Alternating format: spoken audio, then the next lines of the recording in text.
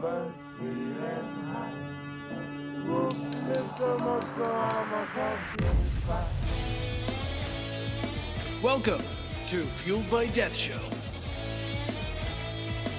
Hey, it's not just a podcast anymore. Get ready, the show's about to begin. Welcome, everybody. Welcome to Fueled by Death Show. This is the companion show to episode 108 of the podcast, and we'll get into that a little bit later in this episode. But I'm really excited, so let's just kick it off. I am the Incredible Jeff. And I am Dustin. You really are. You're switching it up this year. I feel a little morose today. All right. So we're just, it's hard to be amazing when you're feeling very, morose. In all of our hearts, you're amazing, D-Man. You are. Well, your hearts don't matter.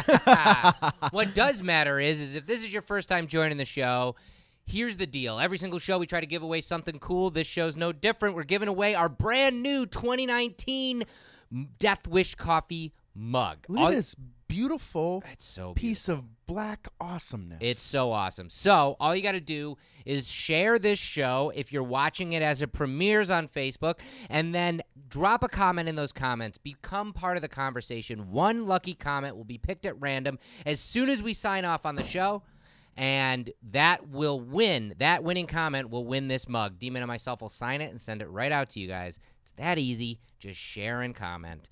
And we'd love it if you guys took a second and followed us on social media. It's real easy to do. I am at Jeff Wish Coffee. And I am at Death Wish Dustin. And we now have social media for the show as well. It's very easy to follow that across Instagram, Twitter, and right here on Facebook.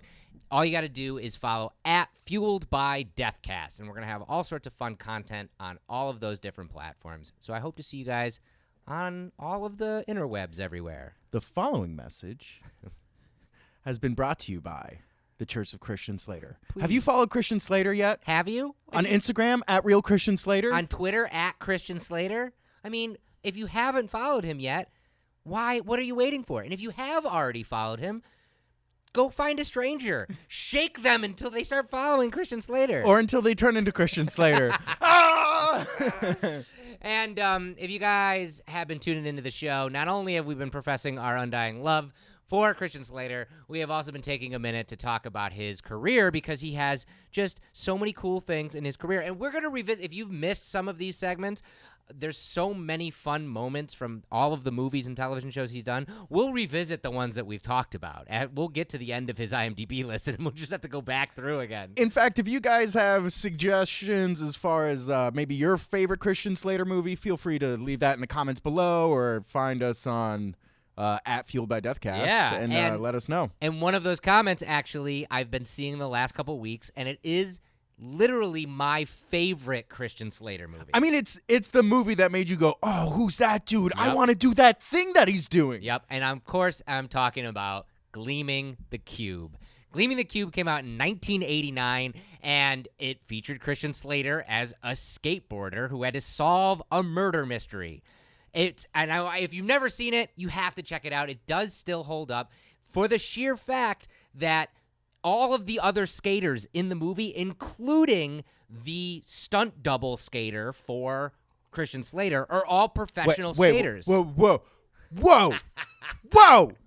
Are you telling me that was not Christian Slater skateboarding in that movie? I mean, it was, but not when he was doing all those crazy tricks. Remember when they did like the silhouette of him right in the beginning where he's jumping around with it? That might have been him, but there's a whole part in the middle where he's like at like a warehouse facility, and like a lot of that is not him. It is an actual professional skateboarder, and it's like most of this is Tony Hawk. It's Tony Hawk. A bunch of actual professional skateboarders from the 80s are in this movie, and it's awesome. It's awesome. So he had a stunt double. He did.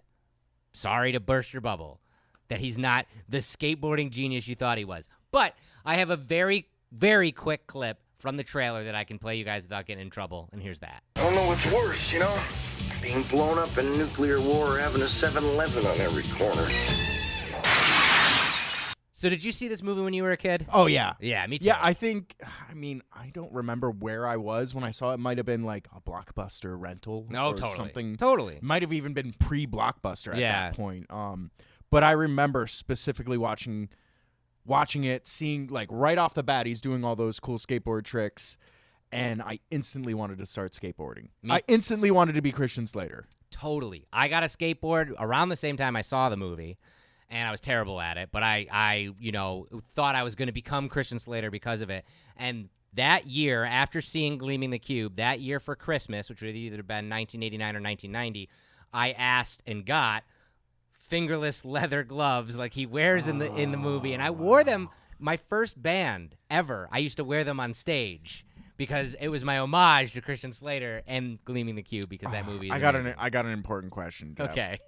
How old were you when you last wore fingerless leather gloves? Ooh. I'm going to say I probably got rid of those gloves when I was probably 16 or 17. Yeah.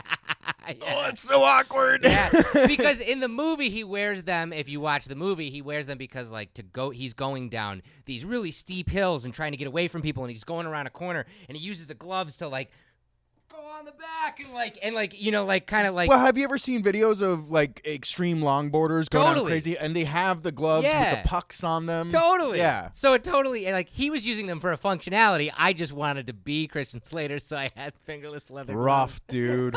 Rough. Oh, but Now everybody just heard that, Jeff. everybody just heard that. It's okay. I'm okay with it. I love Christian Slater, and I love that movie. I'm gonna go watch that movie again. When we talk to Christian Slater, I'm going to tell him about your stupid fingerless gloves. I can't And wait. how you wore them until you were 17 years old. Did you drive around wearing No, I fingerless only wore gloves? them on stage. It's worse. Which is even worse. But stick around, guys. We got a great show coming up for you. We're going to show you a sneak peek of tomorrow's podcast episode with the return of former UFC heavyweight champion Josh Barnett. You're going to meet the Death Star of the Week, Angela Lodge. That'll be coming up in a little bit. We're going to roast some decaf coffee. Not actually roasted, because who wants that shit? Who wants that? But we're going to talk about it on the roast. And this week, there was some history made in space for science. And we're going to talk about that coming up. Secret code unlocked. Discount of death. This weekend, well, shit, every week. If you use the discount code, discount of Jeff. Discount of Jeff, I wish. I got to put it in there now. Discount of death. But if you do type in discount of Jeff, I'm going to put it in there now. And that will also get you 12% off of everything on deathwishcoffee.com. All you have to do is add shit to your cart, go to checkout. You'll be prompted to put in a discount code somewhere along the line, and you just type in discount of death or discount of Jeff, all one word. 12% off 12% off. until forever. Yeah, that's for you guys. We used to, if you guys are a fan of the show, we used to do different codes all the time, and it just got to the point where it's like we're just cycling through the same products, we're doing the same kind of stuff. The code that we loved doing was the code for everything, For everything. So why not do a code for everything? One code to rule them all, Jeff. One code to rule them all. 12% off forever and ever. Discount of Jeff. Every purchase you make. I'm putting it in right now, literally. Science! Okay, D-Man. So this week in science, I got two different stories from space, and both of them are game changers. Both of them are history that we are a part of, and that's really cool. One of them we talked about on an episode, I want to say maybe a month ago, maybe a little bit less, the New Horizons spacecraft, the one that had rocketed by Pluto and had found this glinting object in the Kuiper Belt called Ultima Thule, and we had made it kind of course correct it. That's farthest course correction we've ever made with a spacecraft to make it there on New Year's Eve. And it made it. It made it there. It is now orbiting this celestial body in the Kuiper Belt, 4 billion miles away from Earth, and it sent back the first photos of this. Now, this is an artist representation. I should have had that up beforehand, not to get you going. But this is an artist representation because when we saw it from a couple million miles away, from New Horizon. It looked like a bowling pin. The little tiny dot had like this little bowling pin shape to it. And we're like, what is that? And the artist representation was like, is it kind of this disformed mass of an asteroid or like a humongous body of like almost like a moon? And it is. It's not a bowling pin. It's actually it's not a bowl. Yeah. What? It's not a bowling pin in space? How could that be? It's actually what's called a contact binary. And this is going to give us evidence of how planets are formed. Weird. In our own solar system and out there in the universe. How? So, this is a 21-mile long contact binary, and it's roughly 2 spherical lobes. This first color photo right here from the Kuiper Belt, it reveals the object's red color. Now, this on the very left there, that's the actual image in color. The middle is a little bit more defined image that's in black and white, and then they overlaid them for that third image. So that the third image is roughly what it would look like if you were right next to it. Oh, weird. And this Got some weird colors to it. This was taken 85,000 miles away. Now, the spacecraft has gotten even closer and even closer. It's going to be only 2,200 miles away when it's orbiting it. So we're going to get even better photos in the coming weeks as New Horizons is there. But what's really interesting about this is the 2 lobes, dubbed appropriately Ultima and Thule, are red, and their icy surface material is likely discolored by deep space radiation. Similar processes are responsible for the reddish hue of much of Pluto's surface, which we found out when New Horizons went very close to Pluto, and we found out that Pluto had this reddish hue. So it's being cooked in radiation and turning red? Basically. Weird. Ultima and Thule, okay, if we're referring to them to that, were both once separate free-flying objects. Now, this is kind of explains how they formed, and this also explains how a planet forms. The union between these 2 objects was not violent. The 2 bodies came together at about a walking speed, like meeting up more akin to like a spacecraft docking than a violent collision. That's immediately what I thought of. Yeah, and countless objects like Ultima Thule, which officially is known as 2014 MU-69, they basically eventually built up our solar system's planets. But that didn't happen with this. Ultima Thule basically remained pristine for 4.5 billion years, and it's been like this. So what we're seeing is the seed of a planet formation. Whereas our planet might have formed exactly like this, this didn't actually go any farther than just putting these two together. So it's like the first step. Yep, we're seeing the first step of a planet of just formation. like 2 pieces of whatever getting stuck together. Yep. And then I guess what happens after that is more pieces. More pieces, and then gravity comes into play, and then it pulls in more, and then you get a planet. Whoa. Yeah, and we're seeing that for real, which is so cool. The surface of Ultima Thule, which we're seeing in focus in these images, again, 4 billion miles away, these images have been taken and radioed back to us. We're getting to see these surface features. These were actually taken on January 1st, and they were a little bit closer than the red image at about 20,000 miles, 18,000 miles away. And like I said, we're going to get almost 2,000 miles. Wow. When it's all said and done. And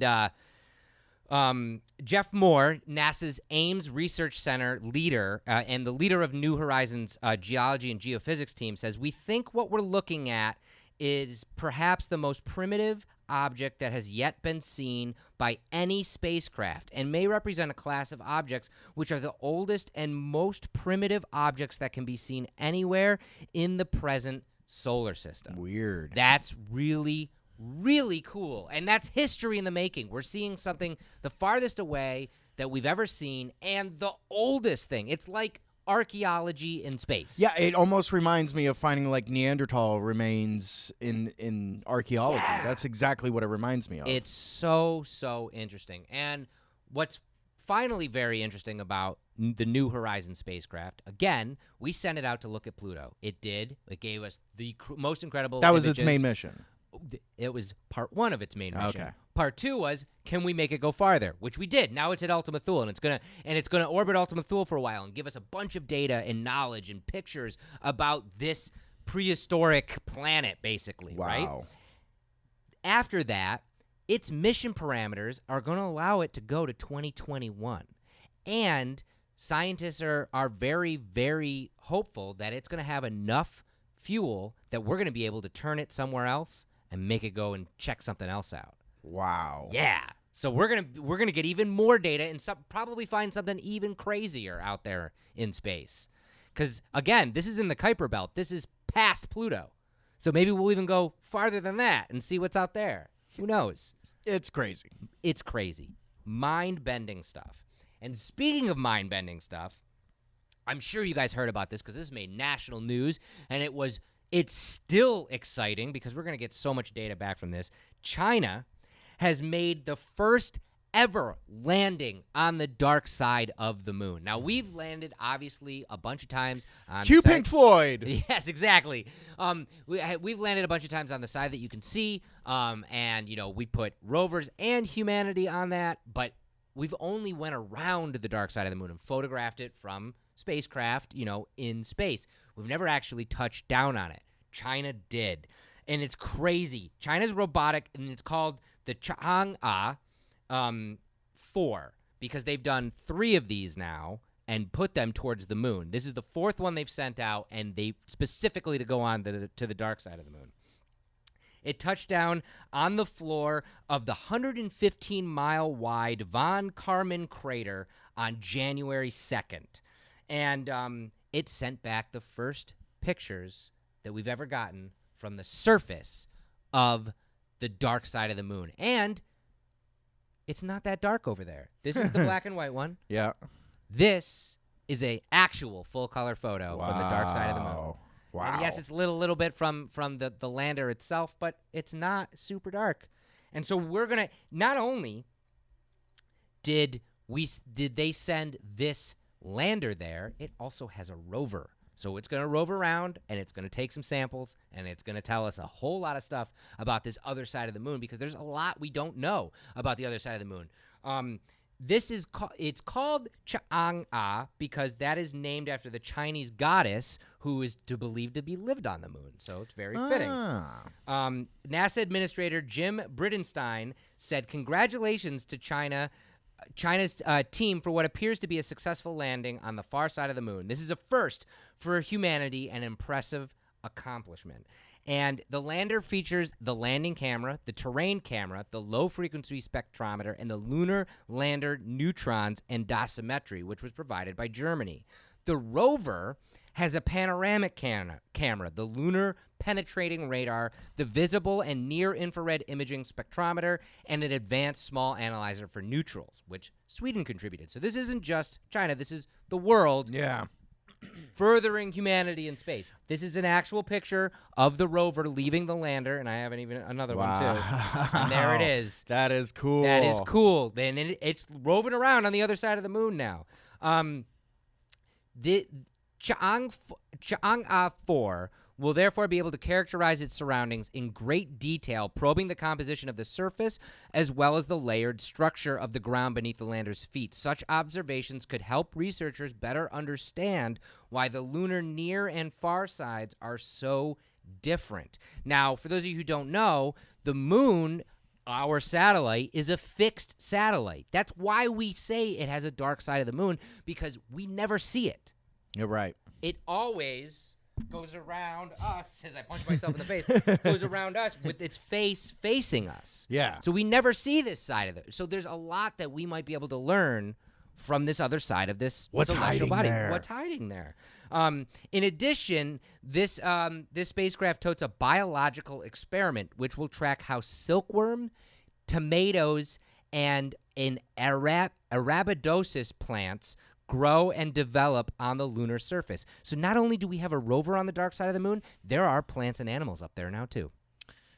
That's incredible. Incredible. So, I mean, these are all steps to start populating the moon with a base. 100%. And these are big steps. Big steps, because that's the thing. When we go and put a base on the moon, all we know is where we've landed before. Yeah. You know, we got to figure out maybe there's a better spot to set up camp on the other side. Or maybe it's terrible on that side, and we should know that shit too. Yeah, exactly. Either way, know where you're going, you know? Yeah, and this is a great photo. These are actually taken from satellites, but that is obviously the one on the left is the one we all know and we see in the night sky all the time, and the other one is the dark side of the moon.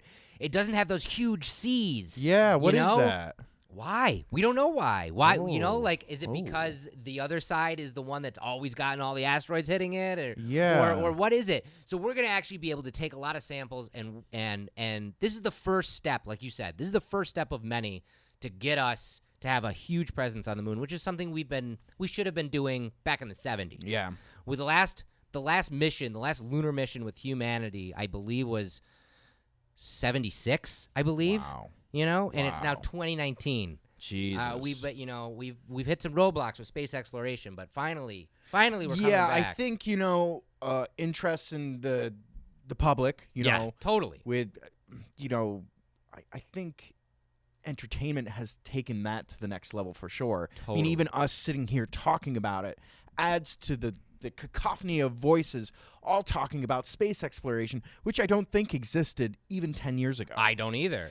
I just brought it up again recently, you know, like, do you go back even 4 or 5 years ago and you could walk down a major street in a major city like Chicago or LA or New York, and you'd see a ton of people walking around, and it would be a 1 in a million chance you'd see anybody sporting anything NASA or SpaceX or space it's anything. hip now. And now, everybody's got something on, Yeah. you know? Like, everybody loves to talk about space, to show their support for it, and there's a lot of cool stuff coming. I think it's amazing on many different levels, but I think Nicole Stott nailed it when she was talking about how all these countries come together. Yes. For one common reason, and if we can take the essence of that situation and put that to everything. Yes. It sounds a little bit hippy-dippy. Yeah. But, we see what is possible if we work together. If this was just China landing a piece of junk on the dark side of the moon, great. But now we have all this other technology,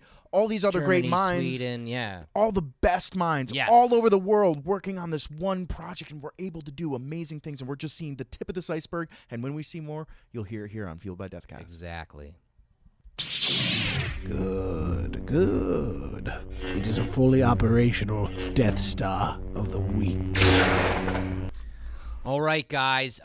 If you're not a fan or a friend over on the official Death Wish Coffee Company community page, go on over there and join that page. It is over 4,000 strong now. It's crazy. Which is crazy. It's just a lot of people just loving what we do, which is great. And I try to feature somebody every single week on the Death Star of the Week. If you've never met Angela Lodge, you're going to meet her right now. So, thank you so much for joining us on the Death Star this week. I'm going to start getting this out of the way. I love my new hat. You actually showed up at HQ and randomly gave me this hat, not knowing that I'm a top hat guy. Yep. So thank you so much. I've been wearing this out, and I get compliments wherever I go on this, and Awesome. I really do love it. But Angela, let's start by talking about Death Wish Coffee. How did you find out about the coffee or the company? Do you remember when was that? What year you might have found out about the coffee? Actually, I do. It was October, November of 2016. Mm-hmm. My mom, she's the one that says you have got to try this coffee. Oh, yeah. Yeah, and since then, that's all we drink. There was one time we ran out of Death Wish on the truck, and we had to drink truck stop coffee. I was not a happy girl. Well, like I've told you before, hopefully someday we will be in all truck stops across the country and the world, and we'll be fueling all the truckers out there, hopefully. Oh, that would be awesome. How much coffee do you drink on a normal day? Well, on the truck, I drink iced coffee, Mm-hmm. and it's about two. I think what big size are those? Anyway, probably about a pot of coffee a day. Oh, wow. Yeah. And what's your go-to brewing method? Let's say on the road and then also when you're at home. Well, on the road, we use a regular coffee with the ground coffee because we make iced coffee. At home, it was Keurig, and it's still Keurig when we want to try to hurry up. But I finally broke down about 3 weeks ago and bought the Chemex bundle. So I've done one brew so far, but we're home for vacation, so it's going to get a lot of use. Nice. Yeah, I finally got one myself because I've been wanting to buy one forever, and I just haven't because I usually get to use them at work. And at home, my wife and I had been using a French press forever, but I definitely enjoy having a Chemex now. Oh, yeah. It's really smooth. I love it. Yeah. So let's go down the other side of it. You started checking out the coffee and the company in 2016, and I know you collect the mugs. Do you remember what the first mug is that you got? She is right here. Oh, the Teddy Bear. I love that The mug. Teddy Bear. Yeah. Yep. And, okay, the other side of that question is do you have a favorite mug in your collection? I do. I have a favorite mug of Death Wish. Uh-huh. That is my all-time number one Yeah. mug. That is my favorite. Yes. And then I've got one of my favorites. Oh, cool. It's actually, and this is another one of my favorites. I actually made that. So. Oh, wow, that's awesome. That's very, very cool. Yeah. So then what we get to every single week, and I got to ask, through what you've seen us do with the mugs, with the merchandise, with the stuff that we get ourselves into, is there anything that Death Wish hasn't tried yet that you'd like to see us try? Actually, yes. Yes, good. Ornaments. Past medallions, it doesn't matter if they're smaller, thinner, but ornaments, all past medallions into ornaments. And then other things that I thought of is, of course, the lounge pants for Death Wish, definitely. And then, actually, I wrote it down. Wine goblets. Ooh. Like that they sold at the Renaissance. Yeah. Wine goblets, because So, definitely. Awesome. Well, I can comment on all three of those. First of all, wine goblet, that sounds really fun because we're always looking for new designs for the mugs, so maybe in the future. On the pants, that's something that I've been asking marketing since I started here because we make a ton of awesome apparel and we've never done any sort of pants, any like sweatpants or pajama pants or anything, so like, I mean, to fill out someone's wardrobe, I think that's the next logical step, so hopefully we'll see that sometime. And with Christmas ornaments, it's funny, we actually tried to do that this year, and we couldn't get it done because every place we talked to try and get it done, we tried too late, and we were trying in the fall. So we are talking about doing it in 2019. We just have to start now to try and get it done for Christmas. So fingers crossed that actually does go through and we can work with a really cool company to do something like that. I don't know. I have no idea what the idea is if we would do past medallions or we do new medallions or maybe we make something brand new specifically for an ornament. But we definitely would love to do that because how cool would it be to decorate your tree with Death Wish coffee, right? That would be great. I love it. Awesome. Well, thank you so much for taking time to talk with us on the show today. Thank you, and you rock that hat. Awesome. Thank you. Welcome back to the show. Okay, guys, I'm going to take this moment to just remind you, if you have not yet and you're watching this show as it premieres on Wednesday night, share the show and drop a comment in those comments. One lucky comment at the end of the show will win this 2019 mug. What's it called again? The Lumberjack, right? The Lumberjack. I'm a lumberjack, and I'm okay. And you can be okay, too, because you can win this mug. Demon and myself will sign it, send it right out to that one lucky comment. And we tried this last week. I liked it, so we're going to keep going with it. Our new little segment where Dustin and myself will talk about something that we've been digging the last week in pop culture, whether it's movies, TV, music, something that's been I don't know, on our mind, and it's something I want you to start, Dustin. Something that you just got into. You're a little late to the party, but you are all in on this party now. Well, see, this is why I like coming late to a party to a show that's been on for 13 seasons, because you just have endless entertainment. When you're sitting and going, what the fuck am I going to watch on right. Netflix? Oh, yeah. I hate that. Going down the Netflix hole and you're there for a half an Dude, hour we should being like, roast I haven't put anything. We should roast the Netflix hole, We because that's a should. real thing. Because Yeah. the problem is when you have everything available, nothing is interesting. Exactly. Oh, it's terrible. Anyways, the way I cure that is getting into dumb shows with lots of seasons. And so, good picture. Yeah. Perfect. You nailed it. So, because of our ties with Jeffrey Dean Morgan. Yep. Yep. and The Walking Dead, and because I just think he's the coolest guy, and meeting him in person, and Yeah. he is that cool. And so now I just kind of want to consume everything with him in it, including I watched, what was that horrible Rampage. It was terrible. But JDM. He's Gotta the man love in it. him. He's the Gotta man. You gotta love love him. Anyways, he's in Supernatural, so Yeah. I figured, well, let's pick this up. First season, terrible, but I'm in it. I Right. don't know why I'm in it, but there's something about it that I like it. Yeah. Second season, they have a bigger budget. They have better writers. Yep.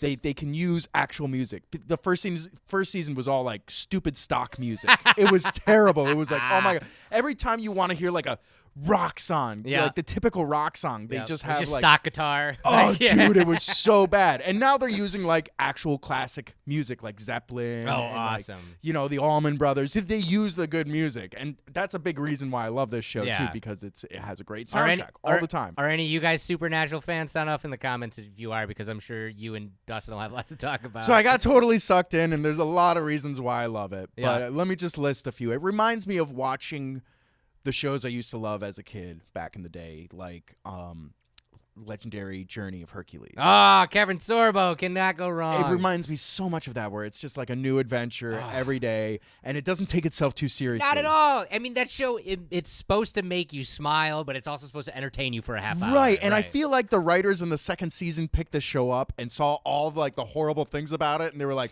let's lean in on it. This can be funny, and it's hilarious at points. It's so they have like full-blown joke episodes, like they would with Buffy, yeah. or Angel, Yeah. Oh, yeah. or like with Xena, all that shit. I love it. Or Yeah. like MacGyver way back in the yeah, day. yeah. It has that feel to it, but there are certain little things that they add into this show that I love. For example, there's a habit that they have that I've now picked up, where if anybody assumes anything of them, they just agree to it. Like, oh, hey, you're the plumbers. And they're like, yeah, totally, we're the plumbers.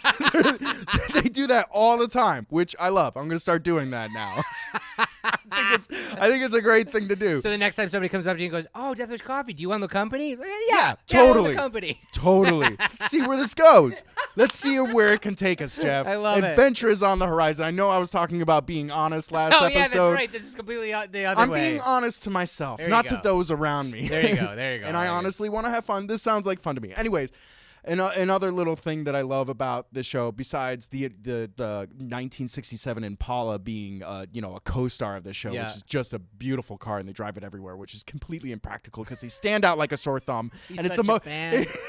and they drive it everywhere. It seems so uncomfortable. Anyways, when they give fake names, Uh-huh. they always use rock star names. Oh. So hey, this is Dr. James Hetfield. Oh my god. Or this is I'm Officer Van Getty. Halen, This yeah. is Officer Lee. Oh, They I do love it constantly. So I love like picking up whenever they drop names, and I it's love it's it. nothing that they're on the nose about. Yeah. You just have to, if you know rock star names, you kind of start to pick that up after a while. That's There's so just like funny. a lot of little fun nuggets in there. So season 14 is coming out. I can't believe it. 300th episode is actually, I don't know if it already came out or not, because I don't watch the show personally, but it was announced that Jeffrey Dean Morgan's character is coming back to the show because Of he was course, on because the nobody show. dies in a show Yeah. called Supernatural. And so that's exciting. It's like Charmed for dudes. Charmed for dudes.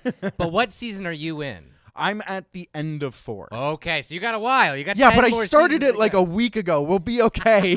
I just fall down these holes, and it's Oh, I great. love it. And it's like you don't even necessarily have to watch it, and I think that's Yeah. why I like, because you can do other things. You Yeah. can clean the house or fold laundry while you're doing that shit. or while you're watching it, and it's great. It's great to have in the background. That's Makes me awesome. laugh. I'm such a nerd. That's awesome. We are nerds, and that's what's great. Speaking of being nerds, something I've been nerding out about, and I know a lot of you guys have too. If you have Netflix, including me, by the way. Yeah, it just came out it has been out, but it just was released on Netflix, and that is Blue Planet 2. I enjoy the hell out of Planet Earth and Blue Planet and Planet Earth 2 and One Strange Rock. I love all of those kind of documentaries. Isn't David Attenborough like the best narrator ever alive? What are we gonna do when he dies? I don't know, because like David Attenborough, the narrator of these documentaries, Sounds like Winnie the Pooh. Yeah, he's got like, it's twofold. On one hand, the way he talks in his monotone voice, the way he talks about stuff, it makes it the most interesting you've ever heard. It's like the coolest science teacher you ever had telling you these things. But on the other hand, he can put me to sleep like that. Like if I need to, like if I just want to put this on and fall asleep, it's like, David Attenborough, tell me a story. That's the curse, though, because like I'm missing like the most fascinating things in my sleep. Well, the thing is what gets me about Blue Planet 2, if you guys haven't checked this out, not only is it breathtaking imagery about, everything that's under the ocean, everything under the ocean is terrifying. Dude, did you These fish that change their sex and then like eat each other, and like it's the craziest. The females like plug their nose and blow out their forehead and turn into dudes and push everybody around. It's terrifying. The other thing that was terrifying, I have a picture of that you said you hadn't seen yet. It's these. There's this poison lake under the ocean. So I mean, literally, it's a lake of poison that sits at the bottom, and these like eelworm things dive in it to like eat stuff, but the poison screws them up, so they come out and they're all like it's like they're tripping out on like meth. Whoa. And then they go like they freak out for a minute and they tie themselves in knots, and then they like kind of mellow out for a minute, and then they go back in like they're addicted to meth. It's crazy. That is. Wait, are they going in for things or? Yeah, like they're going in because like they're eating stuff in there or something like that. But all the poison's screwing with them. It would kill anything else, but it's just like I said, it's making them high for a minute or whatever. I remember specifically this claw worm. That are like you're just. It looks like just the bottom of the ocean, and then this crazy claw worm comes out and grabs a fish, and then the fish were all working together to blow the cover off the worm so it doesn't get the other fish. But every now and then one gets too close, and it's like, fuck you. Seriously, guys, if you guys got Netflix and you're into this kind of thing, turn it on, because it is some of the imagery is the most beautiful, breathtaking stuff you've ever seen, coupled with the most nightmarish shit that's real, that exists out there somewhere. And it's like, thank God I don't live under the water and freak out all the time. And it gives me more reasons to fall in love with cephalopods. Yes. Like cuttlefish. Yes. And octopus. Like, I'm sure you saw the cuttlefish that changes its colors like crazy. Yeah. The one thing, there's two things that I think when it comes to Blue Planet. First of all, how do they get these shots? Years and years and years. But what are they tying it to? How do they get this close? Right. I don't understand. A lot of it's drone camera stuff. And I do know this, and I don't mean to burst your bubble, but I do know this. Some of the close-up stuff that's not like the fish in the poison lake or whatever, some of this stuff is staged. Some of this stuff is scientists like studying some of these types of fish in a aquatic environment, like a huge tank or and that's how they'll get some. Not all of it. That makes sense. Very, very little of it is that. Sense. But some of it is. So some of that close-up stuff that you're like, how the hell? And it's like, oh, it's because they kind of staged it. Let me put it this way. I'm not as disappointed as when you told me that Christian Slater had a stunt double in Gleaming the Cube. Sorry. But the second thing I was going to say that always gets me that I can't remember right now. Oh, the sounds. Yeah. Are those? You think those are actual sounds? I think there's added. Just a sound effect guy shaking a saw in front of a. The reason why I'm almost certain they're added is go back to that crazy clawfish. Okay, the clawfish. When it hit the fish, there was literally I rewound it and I was like, and I was laughing with Trish. I was like, that's not real, because it literally went. Like on the fish, I was like, it didn't make that sound. Also, with the cuttlefish changing color, it was like, woo, woo, woo, woo, woo, woo, woo, woo. Yeah. I think they add that kind of stuff, but it adds to the entertainment. Yeah, no, I'm sure. Totally into it, and it's better than just listening to nothing and David Attenborough. Right, exactly. check it out. There's like, I think 10 or 12 episodes. I haven't watched them all yet because Trish and I watched like one and like get way too freaked out. The other night we were watching one and we ordered sushi. And we'd forgotten we had we didn't forget, but we ordered it and then we put this on, and then the food came and we're like, we're gonna turn this off. Yeah. I don't know if we can eat sushi. Yeah, it seems kind of fucked up, right? Yeah, it was kind of weird, but I love it, and so those are the things that are on our mind this week. We're obviously very passionate about. Yeah. I smell a roast. Okay, guys. Every week on the roast, we like to roast something that, maybe grinds our gears a little bit, maybe something we don't know a lot about. Like, it seems the roasts, as of late, have been very holiday-based, which is a lot of fun because, we get to dive into the history and the origins of some of these holidays that, everybody knows, like Halloween and Christmas, but a lot of that stuff, I had no idea until we started researching it. But I do enjoy the roast that just piss us off. And this one is one that I know a lot of you guys out there are always asking for us to do, and we've kind of touched upon. We roasted it a bit, but you just can't roast decaf coffee enough. Fucking and I don't mean by roasting coffee. as in like roasting coffee. So yeah. No, you shouldn't be roasting it that way. You should be making fun of it like we're about to do. Yeah, because right now. What the hell? Look, I'm gonna say it right now. I've never understood non-alcoholic beer. I've never understood it because, to me, the idea of drinking non-alcoholic beer is just making it harder because the whole reason you'd be drinking non-alcoholic beer is because you don't want to be drinking alcohol. Either you have a problem with alcohol or alcohol affects your system or something like that, so you still want to drink the product but not have the alcohol. Have you ever tried non-alcoholic beer or decaf coffee? I've tried them both, yes. Yeah. Non-alcoholic beer is disgusting, and decaf coffee is garbage. It's garbage. I had non-alcoholic beer once. Yeah. Totally by accident. Totally by accident. Was it a Zima? Zima's not non-alcoholic I thought beer. Zima was. Isn't Zima non? No, it's crappy malt beverage. It's terrible and it's very alcoholic and gross. O'Doul's is non-alcoholic beer. Right. Yes. But my friend and I, before a show that we had, it was at the Adirondack Community College. Yeah. I don't even remember what for, and it's like, well, we can't play this sober. Let's go grab a 6-pack, chug it in the car.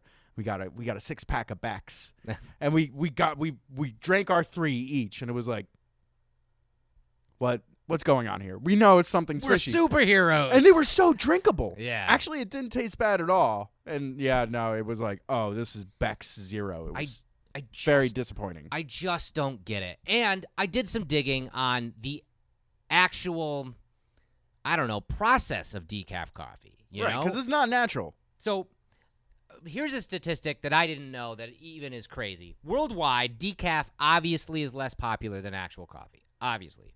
But 1 billion pounds a year of decaf coffee are consumed worldwide, and it makes up for 12% of worldwide coffee consumption. So 12%? 88% is normal coffee and 12% is decaf. I think that's a travesty, and it should stop immediately. It should be like 1%. It should even be 0.0001%. See, the people that I have seen drink decaf coffee, I've seen them like mix it so it's like half calf.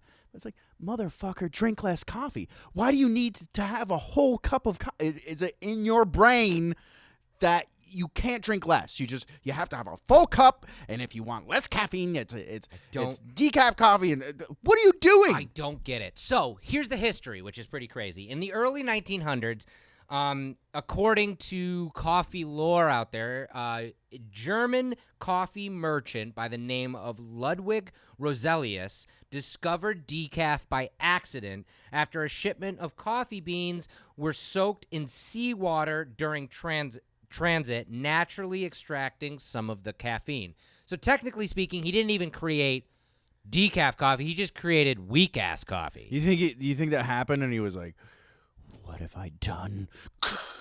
I gotta sell this crap.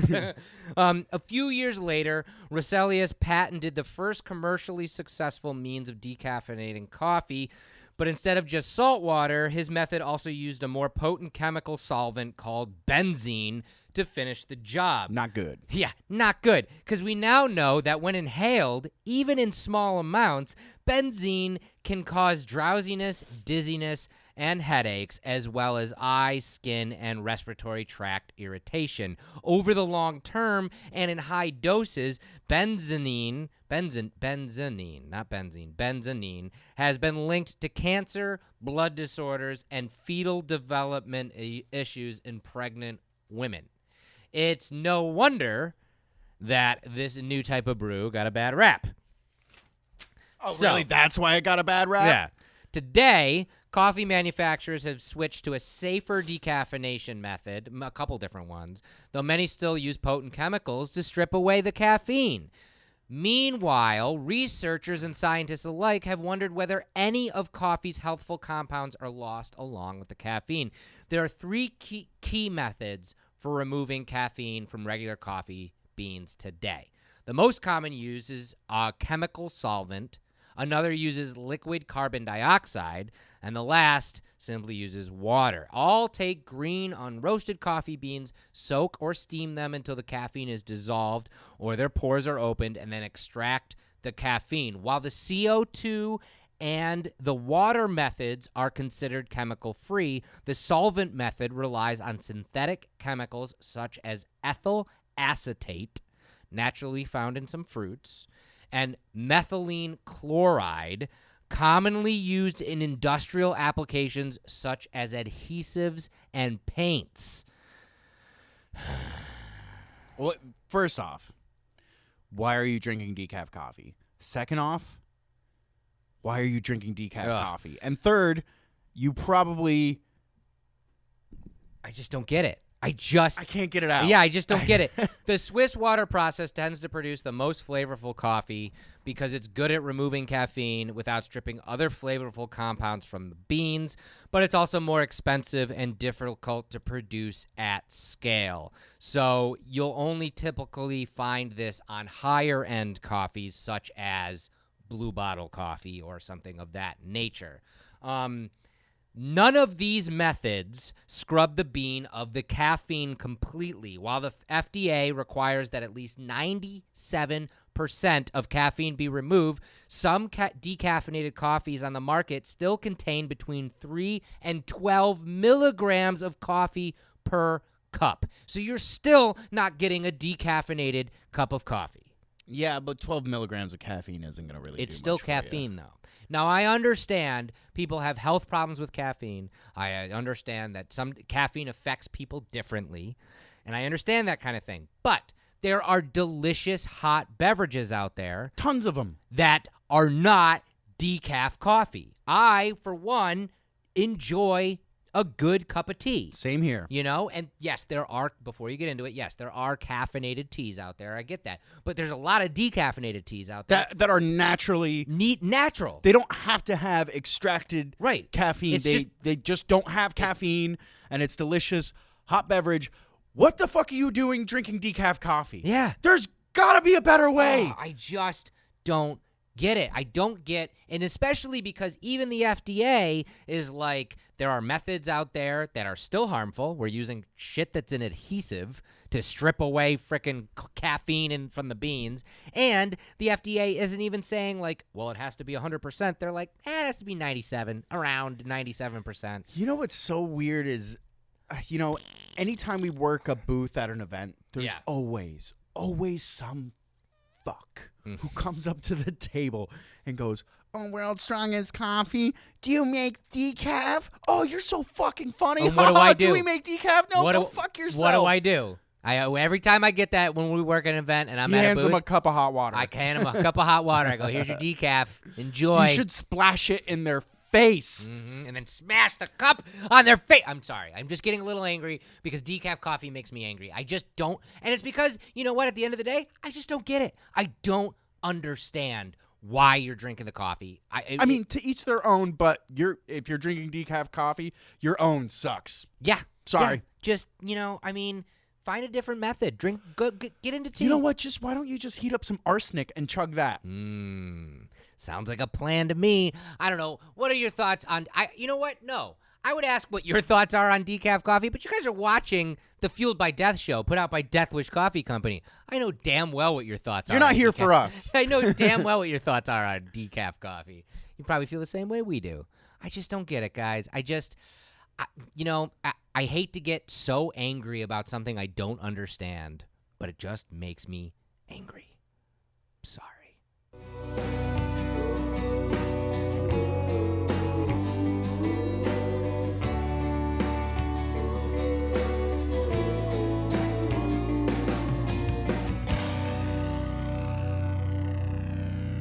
D-Man's Death Wish Update.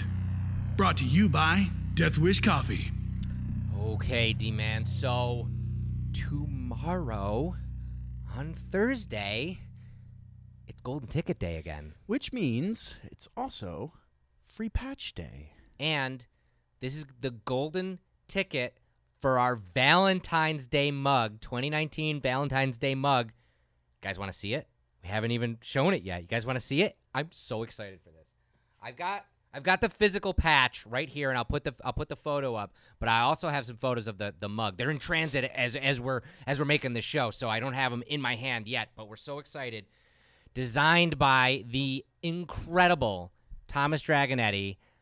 When he came up with this idea for Valentine's Day and was like, I want to do like an undying love,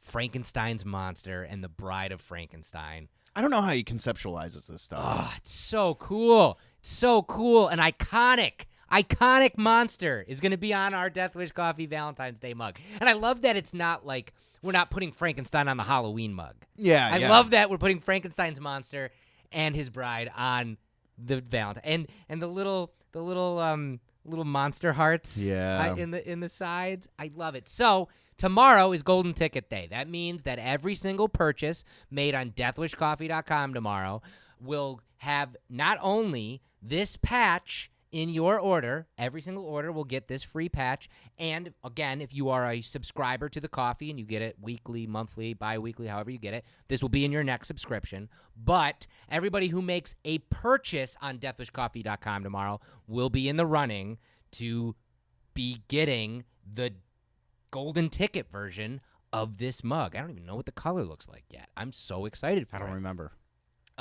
And I think we normally do anywhere between 20 and 30. I'm not exactly sure on the number of the golden ticket mugs for this, but it's that limited and it's all at random depending on, when you place your order, you might hit that lucky number and you could just order a bag of coffee and get a crazy cool, rare golden ticket mug tomorrow. I love this style of patch, Me too. So we do get patches in two different types of styles. Yes. We have the thick stitch one, which it's a little bit clunkier than this. Is a really fine stitch, so we can get the fine details. I love the cool pattern behind them. Yes.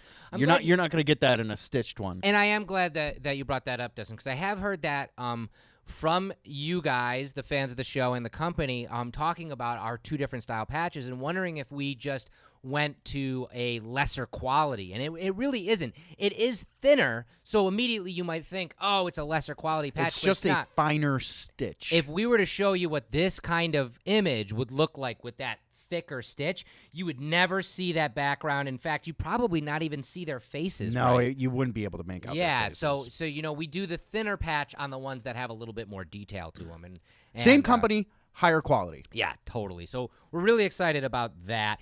And I do want to address this because it's been a question that I've been seeing in the comments, and I just want to let you guys know. Everybody really loved the chocolate that we came out with Ethereal Confections.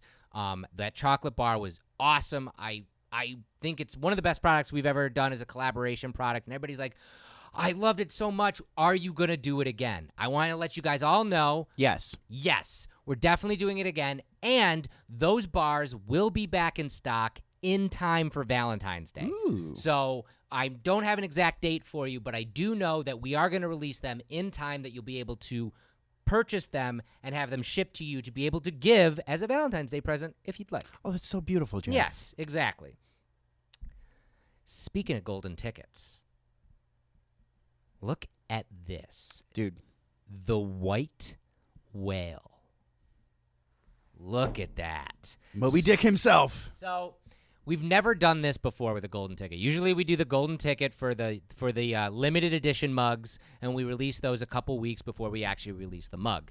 This year, because we made this kick-ass black year-long mug for 2019, we were like, wouldn't it be fun if we did a golden ticket for the yearly mug and made it all white? So we did. It's the white whale, and we'll release it sometime soon. Whenever I feel like it. Yeah. We're going to do a golden ticket day, just like a normal golden ticket day. Every purchase made on that day will get a chance to get that golden ticket. Do you know, are we going to do a patch along with it?